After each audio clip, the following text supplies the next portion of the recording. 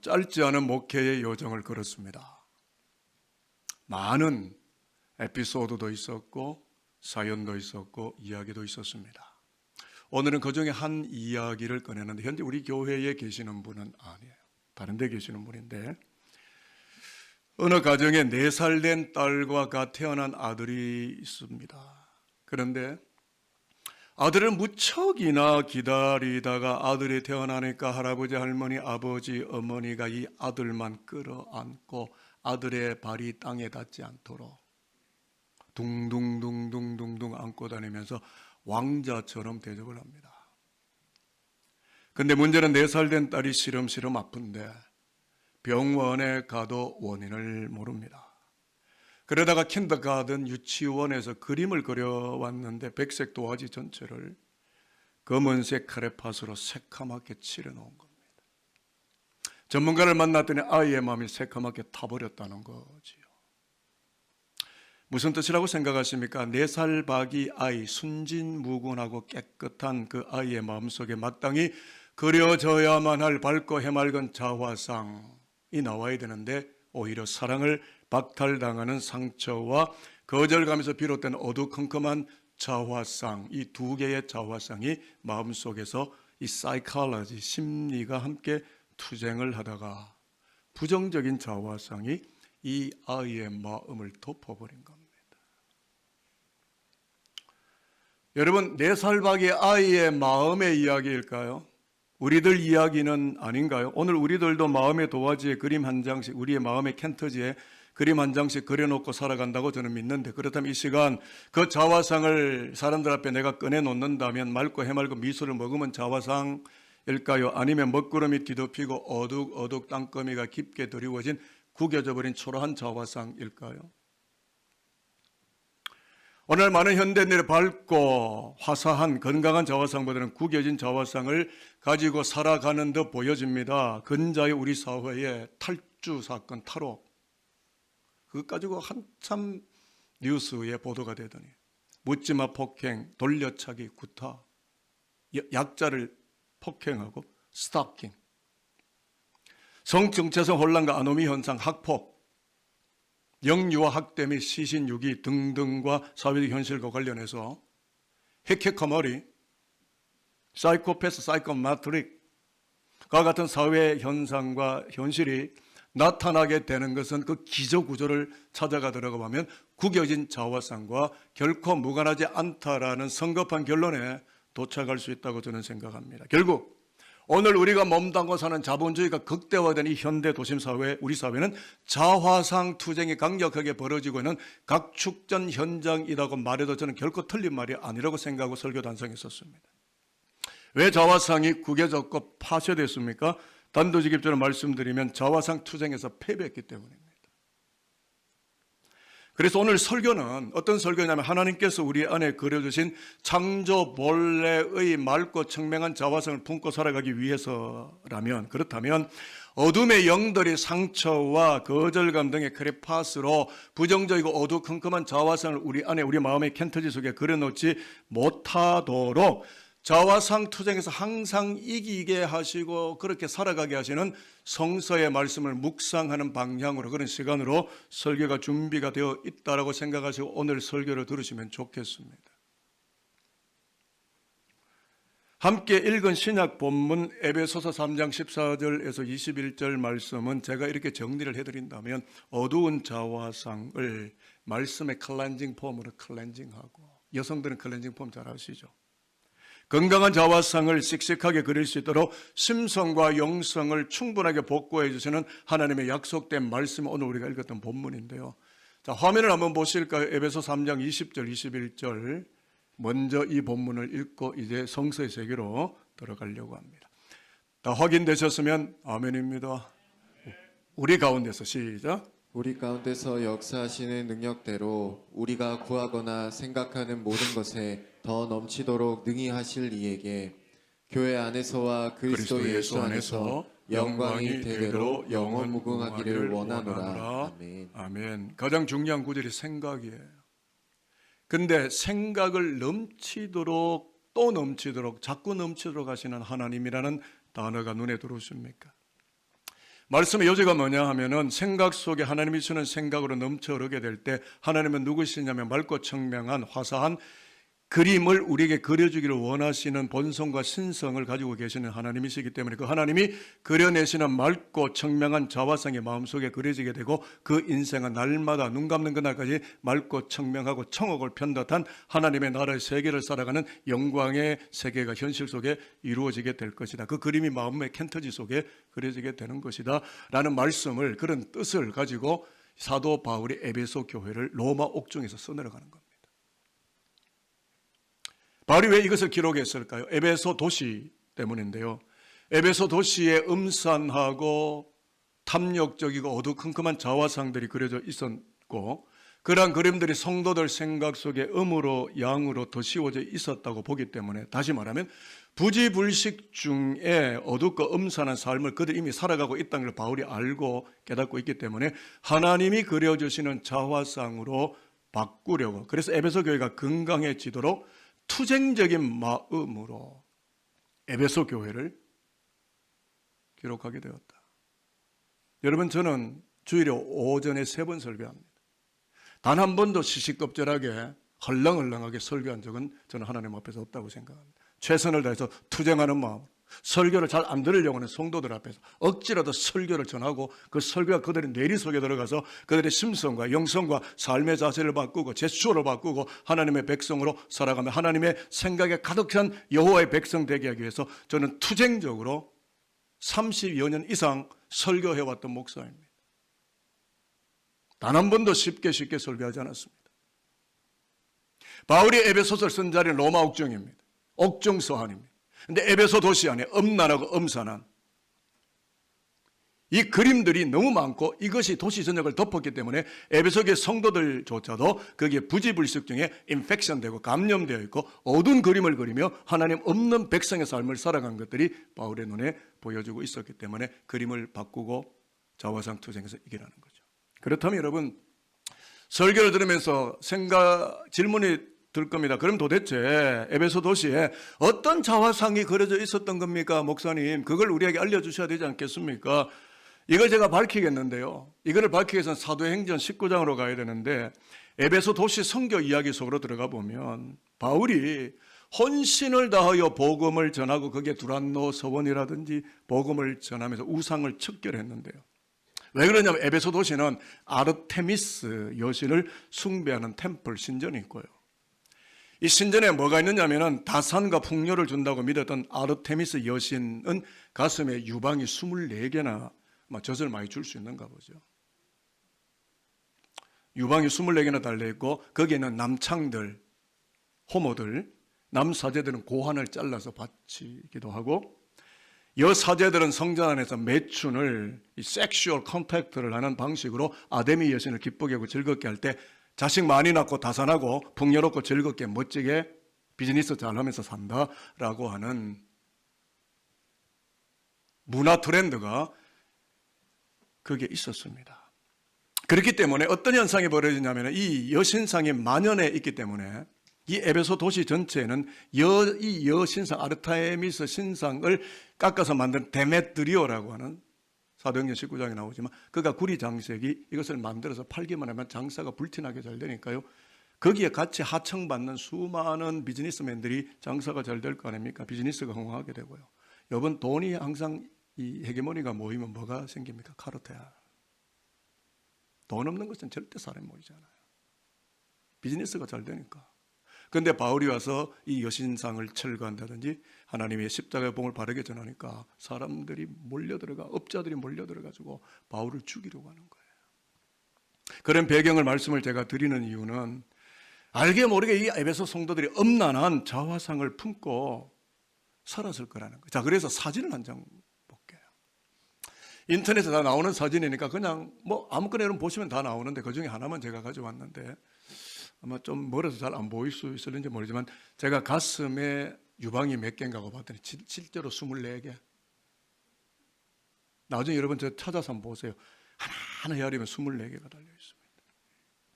그러니까 형상화된, 이제 사진은 좀 내려주실까요? 형상화된 여사제의 신상이 에베소 도시 전척을 덧입혔고 그려놓았기 때문에 인간 심성을 파괴하고 영혼을 타락시키는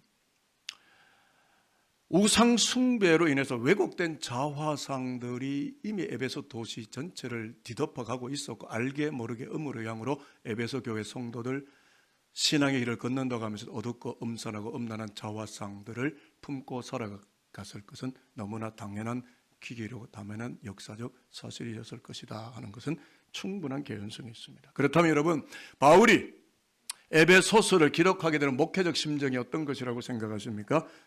자화상 투쟁에서 이기라는 거예요. 어두운 그림을 그리지 말라는 겁니다. 하나님이 그려주시는 하나님의 신성에 충만한 그 생각에 가득 차 있는 그 자화상을 생각하라는 거예요. 지금부터 하나님의 생각, 하나님의 자화상 여러분들에게 전달하도록 하겠습니다. 화면 보실까요? 16절부터 19절까지를 읽겠는데 여기에 바울의 목회적 심정과 하나님의 충만한 생각이 다 들어와 있습니다. 다 확인되셨으면 아멘입니다. 그의 영광, 시작. 그의 영광의 풍성함을 따라 그의 성령으로 말미암아 너희 속사람을 능력으로 강건하게 하시오며 믿음으로 말미암아 그리스도께서 너희 마음에 계시게 하시옵고 너희가 사람 가운데서 뿌리가 박히고 터가 굳어져서 능히 모든 성도와 함께 지식에 넘치는 그리스도의 사랑을 알고 그 너비와 길이와 높이와 깊이가 어떠함을 깨달아 하나님의 모든 충만하신 것으로 너희에게 충만하게 하시기를 구하노라. 그러니까 구하노라 뭐예요? 기도예요. 바울이 지금 에베소 교회를 너무나 진심으로 사랑하는 마음으로 어둡고 음산한 이 자리로부터 에베소 성도들을 구원하고 싶은 간절한 구도적 기도가 이 본문이에요. 그러니까 하나님이 그려내시려는 아름다운 자화상이 에베소 교인들의 심성과 영성 속에 깊이 그려지기를 바라는 바울의 투쟁적인 기도문. 여러분 어떠세요? 사업 잘 되게 해달라. 좋은 대학 가게 해달라. 물론 그것도 투쟁적인 기도인지는 제가 모르겠습니다만은 하나님의 심성과 하나님의 영광, 하나님의 생각에 가득 차기 위해서 하나님의 생각을 집어넣지 못하게 하는 탐욕적이고 정말 욕망적인 세상 속에서 하나님의 거룩하고 성결한 생각에 들어가기 위해서 투쟁적으로 기도하신 적은 있으십니까? 아니면 없으십니까? 기도하십니까? 이것을 두고 방금 우리가 읽었지만 바울의 기도 속에 사랑이 보이잖아요. 이거 무슨 투쟁적인 기도라고 해놓고 안에 목사님 무슨 사랑입니까? 한번 따라하겠습니다. 제가 말씀으로 증명을 하겠습니다. 너희가 사랑 가운데서 뿌리가 박히고 터가 굳어져서 넘치는 그리스도의 사랑을 알고 충만하게 하시기를 구하노라. 바울이 기원하는 충만함은 뭘까요? 사랑입니다. 하나님의 사랑입니다. 십자가에서 흘러내리는 하나님의 마그마와 같은 뜨겁고 거룩한 그 사랑이 에베소 교회 성도들의 내리와 생각 속에 깊이 충만하게 되어서 죄악의 그림이 아니라 하나님이 기뻐하는 성결하고 거룩하고 영광스러운 그 그림을 그려내라는 겁니다. 그래서 사랑에 도전을 하는 거예요. 저는 이렇게 해석을 했고 묵상을 했는데 여러분에게 알려드리면 나 바울은 죄악의 크레파스로 탐욕과 어둠의 자화상을 그려놓은 채로 비참하고 비통하게 살아가는 인생을 구원케 하시려고 예수를 화목제물로 십자가에 내어보내시고 포기하시고 아낌없이 희생하시는 하나님의 그 뜨거운 사랑이 에베소 교회와 에베소 교회 성도들 충만하게 덮어지게 되어서 창세 이전에 창조 본래에 맑고 청명한 자화상을 그려내며 에베소 교회 모든 믿음의 교우들과 성도들이 아름다이 살아가게 되기를 나는 투쟁하며 간구하며 기도합니다. 그 사랑의 깊은 보좌 속으로 들어와서 영광스럽고 거룩한 그림을 그리며 살아가는 크리스찬들, 하나님의 백성들 되어주시기를 바랍니다. 라는 기도 아닙니까? 사랑이 실려있는 기도라고요. 여러분, 사랑만이 미움과 갈등과 질투, 지금 다 온 세계 전쟁, 여기에 무슨 사랑이 있겠어요? 사랑이 깨져나갔기 때문에, 사랑의 파일이 깨졌기 때문에 수많은 무고한 시민들이 죽어나가는 겁니다. 그러므로 오직 창조의 영광은 사랑으로 온 삼라만상을 만드셨기 때문에 사랑만이 어둠을 치유하고 밝음을 그려내는 신비로운 하나님의 손에 들려있는 크레파스라는 것을 믿으신다면 아멘입니다. 여러분, 사랑받는 세포는 암을 이긴다는 책 보셨습니까? 김영준 박사님이 썼는가? 제 기억엔 그런데 세포가 사랑을 받으면 암을 이긴대요. 이것은 의학 이상의 문제인데요. 삶을 긍정하고 사랑을 만나게 될 때 건강도 생각도 질병도 회복이 된다는 치유 프로세스를 다루고 있는 책이었는데요. 이와 관계돼서 외국에서 한 의사가 책을 썼는데 예일대학교 부속병원의 뉴헤이븐 병원의 외과 의사였던, 그리고 의학 교수였던 버니 시겔 박사가 쓴 책 가운데 사랑은 의사, 원 제목은 Love, Medicine, Miracles 라는 책인데요. 그 책에 들어가면 재미있는 스토리가 나오면서 독특한 글자 하나가 나오는데 예외적 암 환자, Exceptional Cancer Patient. 다 암 환자라고 하더라도 구별되고 특출하게 보여지는 다른 예외적인 암 환자들이 보이더라. 의사 생활을 해보니까. 이 무슨 말이냐면 환자를 치료하는데, 힐링을 하는데 두 그룹으로 나누어지더라는 거예요. 첫 번째 그룹은 병을 극복하고 긍정의 영성과 긍정의 믿음을 가지고 다시 정상적 생활로 돌아갈 수 있는 생각을 품는 그룹이 있고, 두 번째 그룹은 네거티브에 이미 잡힌 거예요. 절망에 잡힌 거예요.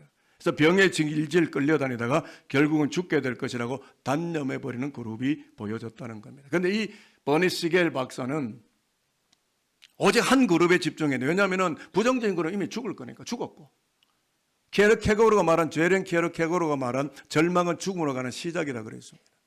혹시나 여러분 마음속에 절망이 있습니까? 그러면 이미 죽음이 시작된 거예요. 희망이 있습니까? 다시 살 새로운 시그널이, 하나님의 덮보심이, 그 충만함이 우리한테 오고 있는 거예요. 희망을 잃었으면 이미 생명은 의미가 없게 됩니다. 절망은 죽어가는 병이에요. 그러니까 이 버니 시겔 박사가 첫 번째 환자 그룹에게 집중을 해봤더니 뭐냐면 낙관적이고 희망적 마음으로 서로에게 good friend, 좋은 친구가 되었고, 창조적 활동의 액티비티에 적극적으로 참석했고, 사람들과 사회성과 SNS와 어울리는 일에도 게을르지 않았고, 힘든 환자가 만약에 떡 입원을 할라치면 비관적인 그룹들이 그들에게 덮어지지 않도록 먼저 그 환자 속으로 찾아가서 그 안에 있는 절망감을 다 드러내고 희망찬 생각을 집어넣기를 제공하였다. 그런데 실제로 많은 환자들이 치료받게 되었다라는 임상 경험서를 내고 있습니다. 그래서 이 시겔 박사는 환자들의 치유가 물론 의사들의 의학적인 소견이나 이런 의학적인 처치에 의존되어 있는 건 맞지만 가장 중요한 치료의 길은 환자 자신의 마음에 달려 있었던 것이었다 라고 의학 임상 경험을 소개합니다. 자신의 삶을 긍정하고 사랑하는 자화성이 그려져 있는 환자들은 자기 자신도 치료를 했고 상대도 치료하는 의사들이었다. 여러분을 누가 살립니까? 여러분 자신이 살리는 거예요. 누가 여러분을 힐링합니까? 여러분 자신이라고요. 내 안에 어떤 생각이 있고 어떤 자화성이 어떤 이미지가 있느냐에 따라서 그것이 십자가일 수도 있고 세상의 엄난한 물결일 수도 있는데, 탐욕일 수도 있고 권력일 수도 있는데, 내 안에 어떤 portrait 이미지가 내 안에 그려져 있느냐는 거예요. 저는 여러분의 심성 속에, 영성 속에 십자가가 그려져 있기를 소망하는 목사예요. 그래야 삽니다. 아니면 여러분 절망이 시작된 거예요. 절망이 가속화된다고요. 저를 한번 따라하겠습니다. 사랑이 고칩니다. 사랑이 살립니다. 저는 맞다고 생각합니다. 여러분, 성경을 66권을 우리가 공부하는데 성경은 무엇을 말씀할까요? 죄와 마귀에 의해서 헝클어진 하나님의 창조 질서가 십자가에 피 흘리신 예수로 인하여서 제2의 창조가 이미 이루어지고 복구되었기 때문에 예수를 통하여 십자가에서 하염없이 쏟아지는 창조자 하나님의 사랑을 흡수하고 경험하고 만나는 인생들마다 어둠과 질고를 치유하고 밝은 태양이 한없이 떠오르듯이 설교에 그 찬양을 부르겠지만 그 밝은 태양이 떠오르듯이 건강한 자화성을 그려내면서 살아가게 되는 것을 고지해주는 치유 서적이 뭐라고요? 성경책. 출애굽기 15장 26절이 내년에 구약의 한 본문이고 주제의 성구인데 나는 너희를 치료하는 여호와임이니라. 여러분, 내 안에 절망이 있으면 의사가 못 고칩니다. 약봉지 들고 있다고 고쳐지는 게 아니고요. 의사가 하나님은 아니잖아요. 하나님이 우리를 치료하셔야 돼요. 제가 하나님 이야기를 할 텐데요. 내 안에 이 자화상이 변화되지 않으면 인간 의사가 나를 고칠 수 없다는 겁니다. 약봉제가 나를 고치는 게 아니라 약사가 계시는 의사가 계시면 용서하시길 바랍니다. 이 설교만 하면 약사들이 떠나더라고요. 희한하게 나는 그런 이야기 한 적이 없는데. 다시 말씀드립니다. 자화상 투쟁에서 이기라는 거예요. 지지 말라는 거예요. 왜 어두운 그림을 마음속에 그리냐는 거예요. 왜 절망의 그림을 그렸냐는 거예요. 자화상 투쟁에서 하나님이 주시는 건강한 자화상을 그리라는 겁니다. 그게 하나님의 마음이에요. 하나님의 뜻이라고요. 자, 그래서요, 마지막 한 구절을 드리고 오늘 설교는 마칠 텐데요. 그 하나님의 마음이 강력하게 들어가 있는 이사야 53장 5절 6절 화면 보실까요? 여러분의 목소리로 또박또박 음과 유를 맞추어서 선언하겠습니다. 그가 시작. 그가 찔림은 우리의 허물 때문이요 그가 상함은 우리의 죄악 때문이라. 그가 징계를 받음으로 우리는 평화를 누리고 그가 채찍에 맞음으로 우리는 나음을 받았도다. 우리는 다 양 같아서 그릇 행하여 각기 제 길로 갔거늘 여호와께서는 우리 모두의 죄악을 그에게 담당시키셨도다. 우리는 다 양같이 삐뚤삐뚤해 제 길로 자기 생각대로 갔다는 거예요. 그래서 병들고 무너져 버렸다는 거죠. 어두운 그림자, 엄사는 그림자, 엄난한 탐욕적인 욕망적인 것들이 우리 안에 그려졌고 그로 인하여 우리가 어떻게 됐다고요? 사실은 겁안 죽은 것과 상관없는데 여호와께서 우리 모두의 죄악을 예수 그에게 담당시켜도 예수 그리스도 십자가에서 죽으심으로 우리 안에는 모든 죄악이 치료되고 질고와 상처가 거절감이 치료되었다. 여러분, 왜 내가 안 낫는지 아십니까? 죄가 있기 때문에 안 낫는 거예요. 이 죄악의 진보다리와 절망과 거절감의 진보다리를 예수께 가져가서 그분과 함께 내가 십자가, 지난주에는 오늘 장로님 그런 기도하셨지만 십자가의 멍에 속에 들어오지 않으면 저와 여러분 치료 안 됩니다. 의사도 백약이 무효합니다. 이미 심리적으로 병들었는데, 마음이 이미 병들었는데 어떻게 치료가 되겠습니까? 이 죄의 문제입니다. 이 죄는 의사가 못 고치는 겁니다. 그리스도 예수 십자가의 피가 흘러가야 고쳐질 수 있는 것이기 때문에 어린 양 예수께서 십자가에서 대속의 피를 흘리시는 그 사랑, 그 사랑이 저와 여러분이 안고 있는 온갖 상처를 그리고 잘못 그려진 인생의 자화상을 긍정적이고 아름답고 맑고 청한 창조, 당시의 창조 본래의 아름다운 구원의 수채화로 우리에게 그려주셨는데, 변화시켜 주셨는데, 영어 성경에는 We are healed, 우리가 치료되었다. 누구 때문에? 예수 때문에. 여러분, 아직도 사람 보시면서 교회 다니세요? 사람 때문에 교회 나오고 사람 때문에 상처받고. 우리의 초점이 어디에 있어요? 하나님께 예배를 하나님 보러 오늘 여기에 나오신 것 아니었나요? We are healed. 우리가 그분에 의하여 치료된다. We are healed by Jesus Christ. 예수만이 우리를 살립니다. 지금 이슬람도 아닌 것 같아요. 유대교도 아닌 것 같아요. 싸우는 거 보세요. 무슨 하나님을 믿는 사람들이 있다고 해요. 그게 알라예요? 알라도 안다고요. 알라도. 좀 썰렁하네요. 알라도 아는 거를 알라가 모르니 이게 뭐 진짜 통탄을 노릇이. 무슨 종교가 이런 종교가 있어요. 예수가 답이라는 걸 믿으시면 아멘입니다. 그분의 십자가 때문에 우리가 사는 거라고요. 매일매일 십자가 앞에 와야 된다고요. 왜 사람을 자꾸 만나고 사람과 네트워크를 해야 돼요? 사람 만나지 말라는 이야기는 절대 아닙니다. 잘 어울리세요. 그러나 주님이 나를 변화시켜 나를 구원하신다라고 하는 이 구원에 능한